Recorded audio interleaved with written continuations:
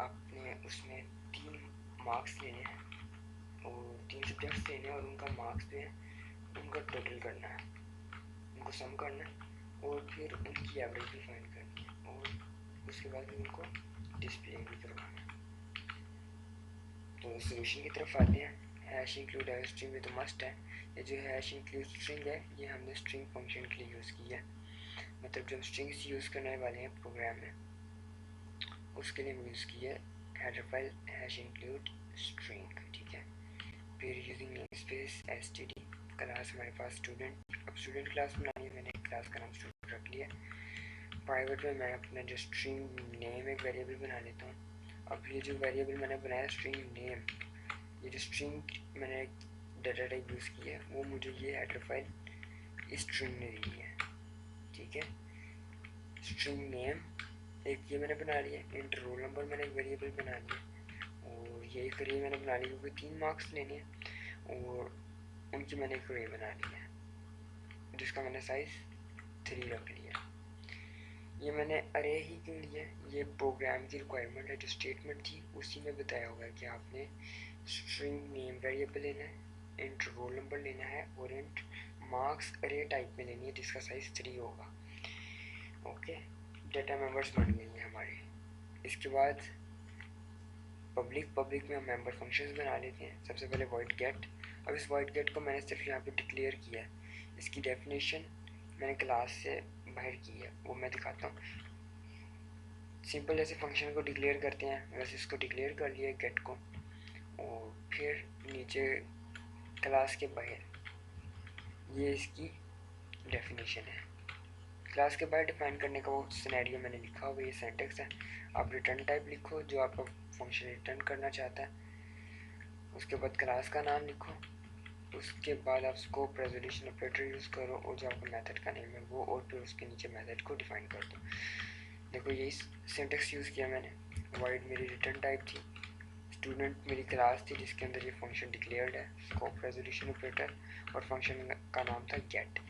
और उसके बाद यहाँ पे इसकी डेफिनेशन स्टार्ट होगी, enter the number of name of student, enter the name of student, और फिर गेट लाइन और सी इन को इसको मैंने यूज़ करके इनपुट ले लिया। अच्छा, सी इन क्यों नहीं यूज़ किया, गेट लाइन क्यों यूज़ किया, उसकी वजह यह है कि जब हम नाम एंटर करेंगे, जैसे अब मैं अपना नाम एंटर करता हूँ अलीम अहमद व्यास, तो अगर मैं सी इन यूज़ कर रहा हूँ तो अलीम के बाद जब स्पेस दूंगा और मैं अहमद लिखूँगा तो उसके स्पेस के बाद वाले सब डिक्लाइन हो जाएंगे, वो इनपुट नहीं ली जाएगी।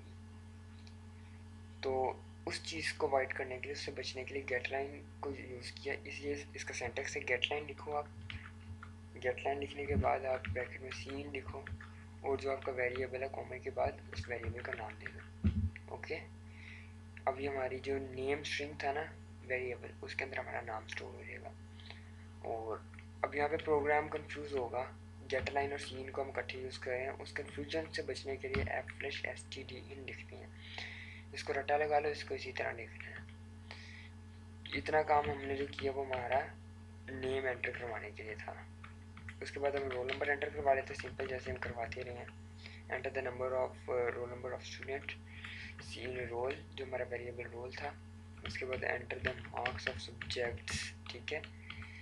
तो उसके लिए अब 3 मार्क्स हमारे पास, लूप है तो बेटर है कि हम लूप यूज़ कर लें। अरे हमारे पास तो लूप यूज़ कर लेते हैं, फॉर लूप लगा लिए।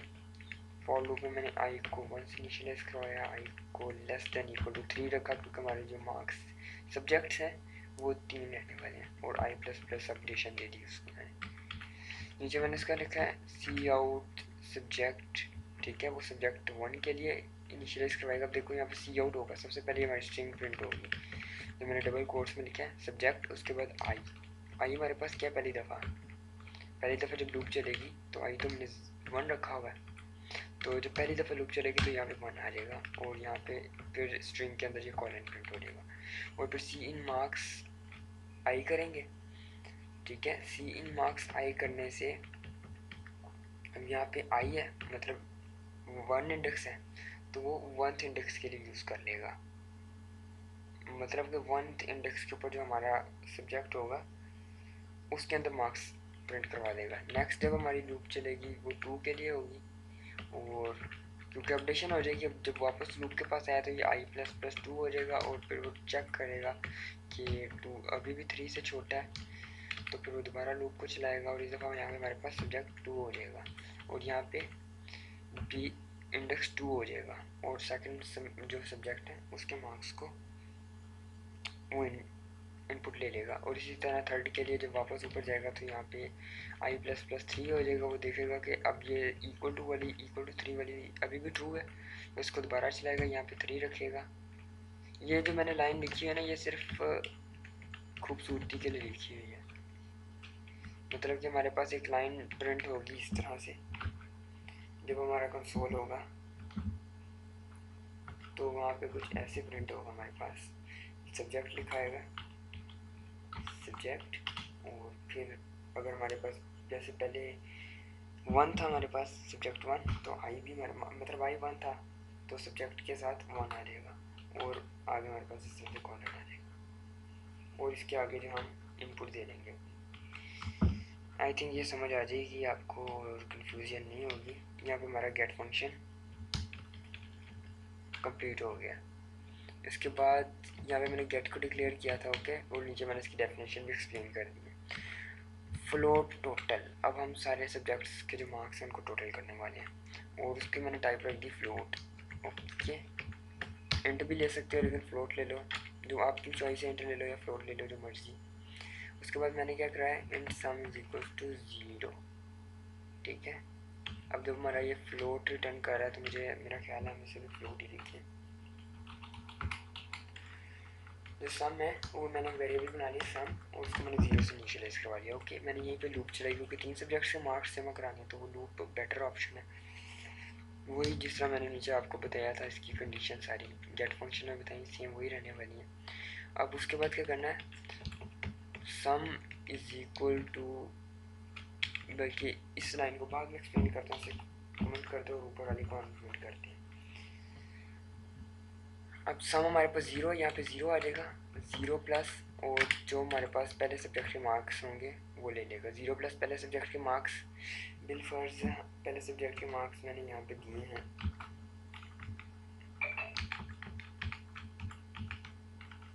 पहले सब्जेक्ट के मैंने इसको मार्क्स दिए थे। हमारा जो है सम वो 0 है, 0 इज इक्वल टू 0 और ये जो 0 है ये हमारा सम आ गया, ओके। और बिल फर्ज मैंने पहले सब्जेक्ट के मार्क्स उसको दिए थे 10, ठीक है। पहले सब्जेक्ट के मार्क्स को दिए 10, 0 प्लस 10, यहाँ पे सम में 10 स्टोर हो जाएगा, मतलब यहाँ पे 10 स्टोर हो जाएगा, ओके। जब नेक्स्ट लूप चलेगी तब क्या होगा, अब हमारे पास यहाँ पे 10 आ गया था सम में, ऐसे ही, और यहाँ पे भी सम में 10 आ गया था जैसे मेरी, और अब बिल फर्ज मैंने अगले सब्जेक्ट्स के मार्क्स उसको 5 दिए हैं, ठीक है। अब ये जो है 10 प्लस 5 15 और यहाँ पे वैल्यू अपडेट हो जाएगी सम की, ओके।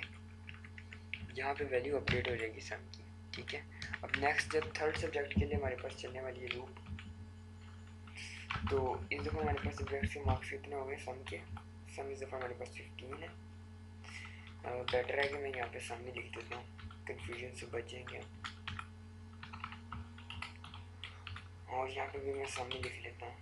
और हमारे पास सम कितना था 15, ठीक है। और बिल फर्ज मैंने नेक्स्ट सब्जेक्ट के मार्क्स उसको 10 ही दिए हैं दोबारा से, या 15 दिए कह लो। और अब 15 प्लस 15 सम में आ जाएगा 30, और यहाँ पे हमें रिटर्न सम भी करना चाहिए था, रिटर्न सम। अब जो हमारे पास सम 30 रिटर्न हुआ है इस सिनेरियो से, इस सिनेरियो से जो सम 30 ये जो हमने किया यहाँ पे एग्जांपल ली थी, उससे जो 30 है यहाँ पे वो रिटर्न हो जाएगा और वो यहाँ फ्लोट में आ जाएगा। और जब भी हम इसको कॉल करेंगे ये फ्लोट उसको, जो जब भी हम सम लेना चाहेंगे ये फ्लोट सम हमें दे देगा। उसके बाद यहाँ पे हमारा टोटल वाला फंक्शन ख़त्म हो रहा है, उसके बाद फ्लोट एवरेज। अब एवरेज में क्या है, ये मैंने इसको दे दिया रिटर्न टाइप, और ये हमारा एवरेज फंक्शन का नाम, और ये लेगा भी फ्लोट टी। ये जो हमने ऊपर फंक्शन टोटल किया है ये टी टोटल वाला ही होगा। एक वेरिएबल है जो आर्गूमेंट उसको पास किया हमने, और कुछ भी नहीं है।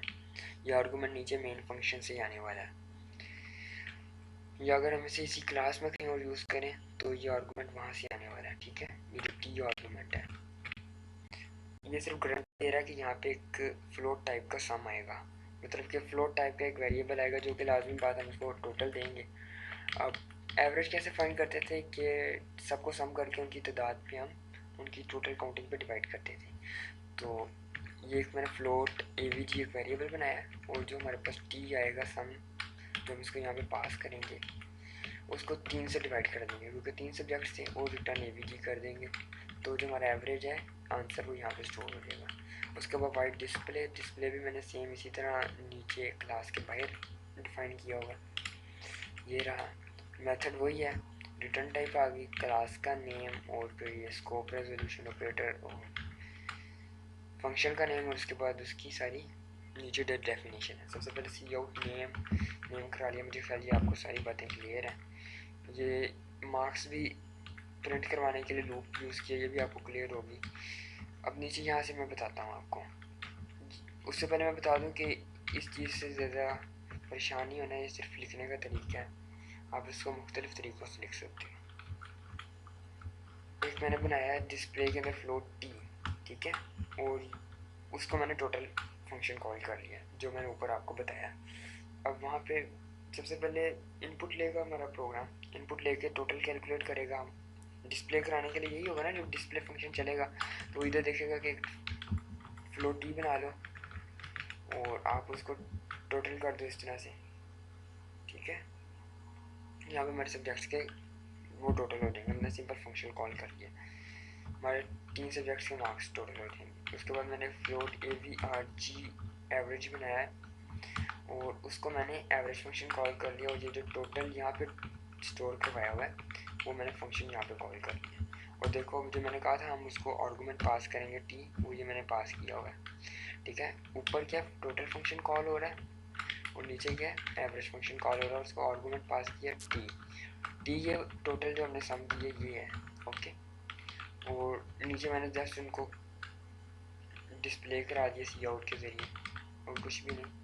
और मेन प्रोग्राम के अंदर हम आ गए स्टूडेंट ST1 एक मैंने ऑब्जेक्ट बना लिया। ऑब्जेक्ट इसी तरह बनाते हैं, क्लास का नेम और ऑब्जेक्ट का नेम। ठीक है, अब गेट फंक्शन के लिए मैंने xt1 ऑब्जेक्ट के लिए गेट फंक्शन चलाना चाह रहा हूँ, तो मैं st1 डॉट ऑपरेटर और गेट को कॉल कर दूँगा, ये हमसे इनपुट ले लेगा। और जब मैं st1 डॉट डिस्प्ले करवाऊँगा तो ये सारा जो ऊपर ये मैंने आपको बताया ये सब चलने वाला है, और सारी मैंने एक्सप्लेन कर दिया इसके पीछे लॉजिक। अब आपकी मर्जी, अब यहाँ पे जितने मर्जी ऑब्जेक्ट्स बनाइए, और जितने मर्जी ऑब्जेक्ट्स के लिए आप यहाँ पे फंक्शन कॉल किए, आप st2 डॉट गेट कर लो और st2 डॉट डिस्प्ले कर लो।